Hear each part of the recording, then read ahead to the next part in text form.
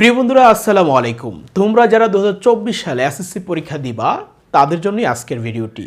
আজকে আমি বাংলা প্রথম পত্র পরীক্ষায় তোমরা কিভাবে প্রস্তুতি নিবা এবং পরীক্ষার হলে কিভাবে খাতা সাজাবা এই দুইটা বিষয় নিয়ে কথা বলবো এবং পরীক্ষায় সর্বোচ্চ মার্ক কিভাবে অর্জন করা যায়। বাংলা তো সবাই লিখবে, তো তোমরা কিভাবে টিচারের মনোযোগ আকর্ষণ করে ভালো একটা রেজাল্ট নিয়ে আসবা। বাংলায় আসলে কিন্তু প্লাস ওঠানো টাফ, মানে বাংলা পারে সবই, কিন্তু পোলা পয়েন্ট এমন গুছায় লিখতে না পারার কারণে বাংলায় প্লাস থাকে না অনেকেরই।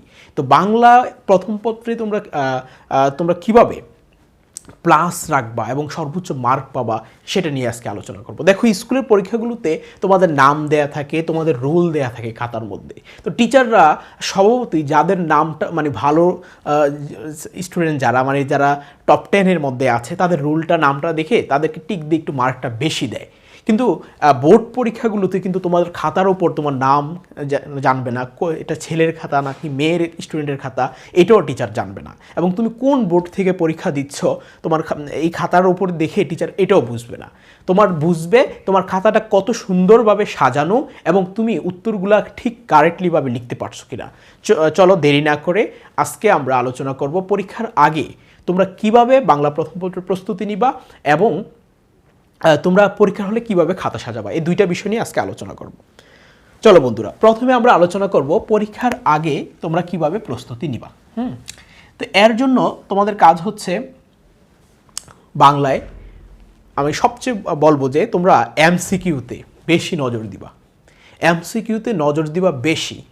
তোমাদের কাজ হচ্ছে এমসিকিউ বোর্ড সমাধান করবা। যারা টেস্ট পেপার কিনে ফেলছো অলরেডি, তোমরা কি করবা, প্রতিদিন একটা করে টেস্ট পেপারের পিছনে দেখবা অনেকগুলো মডেল টেস্ট দেওয়া আছে, প্রতিদিন মডেল টেস্টগুলো সলভ করবা। বাংলায় প্রথমে এমসিকিউ নিয়ে আমি আলোচনা করতেছি। দেখো, এমসিকিউর জন্য হচ্ছে তোমাকে মিনিমাম 20টা মডেল কোশ্চেন তোমাকে সলভ করে যেতে হবে। 20টা মডেলে তুমি পরীক্ষা দিবা। মডেল এটা কোথায় থেকে দিবা? 20টা মডেল তুমি দাগাবা। কিভাবে দাগাবা? তোমাদের যে টেস্ট পেপার তোমরা কিনবা বাংলায়, টেস্ট পেপারের একদম লাস্ট পৃষ্ঠাগুলো দিয়ে এরকম মডেল টেস্ট দেওয়া আছে পরীক্ষা দেওয়ার জন্য। তো ওই জায়গায় দেখবা মডেল টেস্টে এই জায়গায় প্রশ্ন থাকে একদম পরীক্ষার মতো করে সাজানো, অসংখ্য প্রশ্ন থাকে, নিচে একটা অ্যান্সার মালা থাকে, উত্তরপত্র থাকে। এই উত্তরপত্রগুলোকে তোমরা এই জায়গায় কাইটাটা উল্টায় নিবা, অপর পৃষ্ঠায় উল্টায় নিবা, উল্টায় নিয়ে নিজেই পরীক্ষা দিবা। নিজেই প্রতিদিন নিজেই পরীক্ষা দিবা, পেন্সিল দিয়ে টিক দিবা। ক খ মনে করো ক আছে, খ আছে, গ আছে, ঘ আছে, ক সঠিক তোমার কাছে মনে হয়েছে, তুমি একটা পেন্সিল দিয়ে দাগ দিবা। এভাবে প্রত্যেকটা দাগ দেওয়া শেষ। তারপরে তোমার হাতে একটা লাল কালির কলম নিবা। লাল কালির কলম নিয়ে উত্তরমালাটা খুলবা। এই যে এটা উল্টায় রাখছিলা এটা খুলবা। খুলে যদি এটা তোমার না হয়, তুমি লাল কালি কলম দিয়ে যেটা সঠিক অ্যান্সার ওইটাকে বৃত্তবরট করবা। মনে করো গ হচ্ছে সঠিক অ্যান্সার, এটা তুমি লাল কালি কলম দিয়ে দাগাবা, আর এটা তোমার পেন্সিলের কালি। এবং কি এইভাবে তুমি দেখলা তোমার 20টা বা 30টা প্রশ্নের মধ্যে 10টা প্রশ্ন হয়েছে, তখন তুমি মার্ক দিবা যে আমার 30 থেকে আমি পাইছি কত, 9। তো এরকম ততদিন পর্যন্ত পরীক্ষা দিবা যতদিন পর্যন্ত 30 থেকে তুমি 28 বা 29 না পাচ্ছ, ততদিন পর্যন্ত তোমাকে এই মডেল টেস্টগুলো চালিয়ে যাওয়া। আমি আবার বলতেছি, বাংলা প্রথম প্রিপারেশনের জন্য প্রতিদিন মাস্ট বি এখন থেকে তোমাদের টেস্ট পরীক্ষা, বাংলাদেশের প্রায় সকল স্কুলের টেস্ট পরীক্ষা শেষ, এখন থেকেই তোমরা প্রতিদিন একটা করে মডেল কোশ্চেন শেষ করবা। তোমাদের মিনিমাম 20টা মডেল কোশ্চেনের এমসিকিউ টিক দিয়ে প্রস্তুতি নিতে হবে। এটা গেল এমসিকিউর জন্য। এবার আসো সিকিউর জন্য তোমরা কিভাবে প্রস্তুতি নিবা।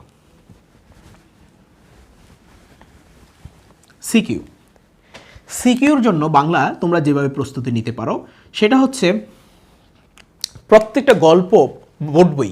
সিকিউর জন্য আমি গাইড বলতেছি না, সিকিউর জন্য তুমি বোর্ড বই ফলো করবা। বোর্ড বইয়ের যে গল্পগুলো তোমাদের আছে, গল্পপাত এবং পদ্ময় দুইটাই তো গল্পের যে বিষয়গুলো ওইগুলো তোমরা ভালো করে পড়বা। সম্পূর্ণ গল্পটা একবার রিডিং পড়বা। তারপরে গল্পের শেষে গল্প দিয়ে কী বোঝাচ্ছে গল্পের মূল ভাবটা পড়বা। কবি সংক্রান্ত কিছু পড়লা, বাট গল্পের মূল ভাবটা পড়বা, গল্পটা দিয়ে কী বুঝাইছে। এবার আসো, যখন পরীক্ষার হলে তুমি গল্প দিয়ে কী বুঝাইছে এই জিনিসটা পড়বা, গেল। তারপরে আসো কবিতাটাকে তুমি ভালো করে পড়বা, শব্দার্থগুলো তুমি পড়বা এবং তোমার শব্দার্থগুলো পড়লা, কবিতাগুলো পড়লা। এবং কবিতার মেইন বিষয় হচ্ছে গল্প সবাই পারে, বাট কবিতা থেকে যখন প্রশ্ন আসে এবার ধরা, এখন তুমি কি করবা, কবিতার প্রত্যেকটা কবিতার দিয়ে কবি কি বুঝিয়েছেন একটা মূল ভাব আছে, যে এই কবিতা দিয়ে কবি মানবপ্রেম বুঝিয়েছেন, হ্যাঁ, বৃক্ষের প্রতি ভালোবাসা বুঝিয়েছেন, এই টাইপের জিনিসগুলো, এটা মুক্তিযুদ্ধ ভিত্তিক উপন্যাস, এই জিনিসটা তুমি কি করবা, পড়বা, এগুলো ভালো করে করে পড়বা। মিনিমাম কয়েকটা কবিতা তুমি বাছাই করে পড়তে পারো।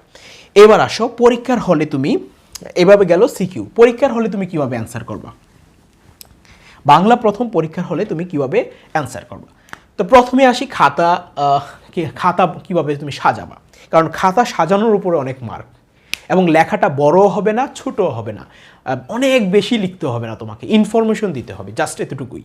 তুমি উদ্ধৃতি দিবা, কবিতার উদ্ধৃতি টানবা, হ্যাঁ, কমা দিয়ে কবিতার উদ্ধৃতি টানবা, ইনফরমেশন যত বেশি দিবা অত মার্ক বেশি পাবা। ইনফরমেশন দিবা, বেশি লিখতে হবে তা না, বেশি বড় বড় করে লিখবা না, একটা প্রশ্ন অনেক বড় করে লিখলা, প্রয়োজন নাই, ইনফরমেশনগুলো ফার্স্টে দিবা প্রত্যেকটা প্রশ্নের। চলো প্রথমে তোমরা, এটা যদি একটা খাতা হয়, পরীক্ষার খাতা হয় যদি এটা, এই খাতাটাকে তোমরা প্রথমেই পেন্সিল দিয়ে দাগাবা, এই পাশে একটা পেন্সিলের দাগ, এই পাশে একটা পেন্সিলের দাগ, মার্জিন করে নিবা, এক স্কেল পেন্সিল দিয়ে, অবশ্যই মার্জিনটা হবে কি দিয়ে, পেন্সিল দিয়ে মার্জিন করবা, ঠিক আছে। এবার আসো নং শুরু করবা, মনে করো তুমি 1 নং প্রশ্ন দিচ্ছ, লিখবা 1 নং প্রশ্ন উত্তর, 1 নং প্রশ্নের উত্তর, ঠিক আছে। এই 1 নং প্রশ্নের উত্তরের ক অ্যান্সার করতেছো, কটাকে এই জায়গায় লিখবা, এই 1 নং প্রশ্ন উত্তরের ক, তারপরে এই জায়গায় ক লেখা শেষ করলা, তারপরে 1 নং প্রশ্ন উত্তরের খ, তারপরে এই জায়গায় তুমি কি করলা, খ লেখা শেষ করলা, ঠিক আছে। 1 পৃষ্ঠায় ক খ শেষ করার টার্গেট রাখবা, তারপরের পৃষ্ঠায় গ ঘ 1.5 পৃষ্ঠা, গ 1.5 পৃষ্ঠা লিখতে পারো, গ 1.5 পৃষ্ঠা লিখতে পারো, তবে গ গহ কখনোই 1.5 পৃষ্ঠার কম লিখবা না, 1.5 পৃষ্ঠাই লিখবা, গ পারলে একটু বেশি লিখবা। এবার আসো কয়ে মূলত জ্ঞানমূলকের প্রশ্ন থাকে, কবির নাম জিজ্ঞেস করে এক কথায়, তো কয়ে একটা পয়েন্টেই তুমি কবির নামটা দিয়ে দিলা, যে জিনিসটা জানতে চাইলো তোমার কাছে ওই জিনিসটা দিয়ে দিলা, যে রহিমার বয়স কত ছিল, রহিমার বয়স 10 বছর ছিল, দিয়ে দিলা 10 বছর। খ বিভাগে তোমাকে যে কোনো একটা বিষয় সম্পর্কে বলতে কি বোঝায় এই জিনিসটা ব্যাখ্যা করে জানবে, তো এটার মেইন কথাটা তুমি এরকম একটা ফোঁটা দিয়ে মেইন কথাটা প্রথম লাইনে লিখবা, এটার জন্য 1 মার্ক। তারপর হালকা একটু ব্যাখ্যা দিয়ে দিবা, কিভাবে ব্যাখ্যা দিবা, কবিতার নাম নিয়ে আসবা, এই কথাটা কোন কবিতায় আছে, যে আমাদের পাঠ্য বই, ভেরি ভেরি ইম্পর্টেন্ট, তুমি যখন প্রশ্নগুলো লিখবা তখন এই কথাটা বেশি বেশি ইম্পর্টেন্ট, উদ্ধৃতিতে টেনে নিয়ে আসবে, যে পাঠ্য বইয়ে কবি সুফিয়া কামাল এই জিনিসটি বলেছেন, ওই গল্পটায়, যেই গল্পটা বা কবিতা তুমি লিখতেছো অবশ্যই ব্যাখ্যা করার সময় লিখবা, আমাদের পাঠ্য বইয়ে কবি এই গল্পে এই কথাটা এইভাবে বুঝিয়েছেন, এই কথাটা লিখতেই হবে, প্রতিটা প্রশ্নের ব্যাখ্যায় গেলেই পাঠ্য বই আনবা, রবীন্দ্রনাথ ঠাকুর কবি এই কবিতায় এইভাবে লিখেছেন, এইভাবে নিয়ে আসবা।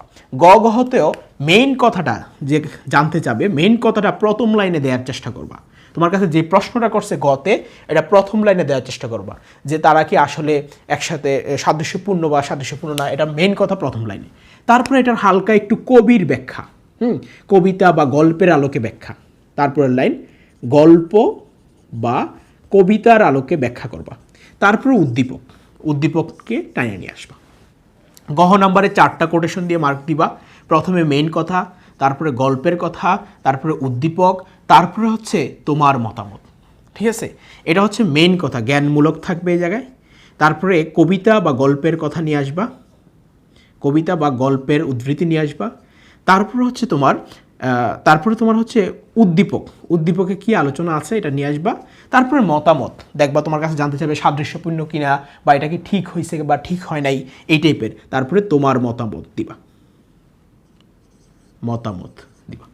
এইভাবে মূলত তোমরা পরীক্ষায় অ্যান্সার করে থাকবা। এবার আসো লাস্টে, তোমরা যদি পারো একটা ব্লু কালার পেন রাখবা, লাস্টে কি করবা, তুমি এই যে নংগুলা লিখছো এগুলোতে সাজানোর কোনো প্রয়োজন নেই। অনেক মেয়েদের দেখা যায় যে তারা কি করে, তারা 1 নং প্রশ্নটা লিখছে, লিখা এই জায়গায় এখন দুনিয়ার যত আর্ট আছে সব আর্ট শুরু করে দেয়, এইভাবে কতক্ষণ দেয়, এইভাবে দিয়ে ভাল লাগতেছে না, তারপর একটা ফোঁটা দেয়, এভাবে আমরা ফোঁটা দেয়,